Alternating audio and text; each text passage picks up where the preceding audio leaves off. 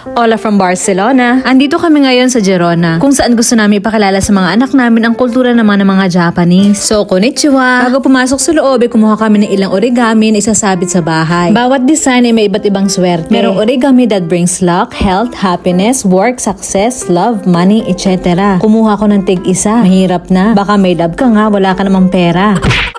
Maraming tao, medyo maliit ang lugar at medyo siksikan, pero worth it naman. May nag-perform ng kanilang traditional dance, merong martial arts performances, like judo, kendo, aikido, etc. Meron din cultural exhibits kung saan magaling mga Japanese, like origami, calligraphy, pottery, bonsai, at etong gyutako. Etong sinaunang way ng mga Japanese fishermen noon para magkaroon sila ng record ng mga isda nilang nahuhuli. Pinapahida nila ng ink ang isda. Pinipress lang nila ito sa papel. Andito din kami para suportahan itong kaibigan ni Chef Jama na very passionate sa Japanese art na ito. Kung interesado kayo, etong kanilang Instagram. Bukod sa arts, ay meron ding workshops at artisan booths, vintage Japanese weapons, at Yakult. Dahil bihira ko lang ito makita dito sa Spain, pinakyaw ko na. Sa kabilang sala naman, ang food expo. Pero konti lang. Akala ko makakain ako ng sushi at ramen dito, pero wala. Meron namang ilang dessert. Ito parang champurado. O shiroko daw, gawa sa beans, sugar at merong mochi sa loob. Parang bilo-bilo. Meron ding amazake. May init na dessert na perfect sa cold weather. Meron ding tea session kung saan tinuruan si Julia kung paano tamang paggawa ng matcha tea. At tamang paghawak sa cup at pag-inom nito. Pero ayaw tikman ni Julia. Kaya kami na lang uminom ni Chef Jama.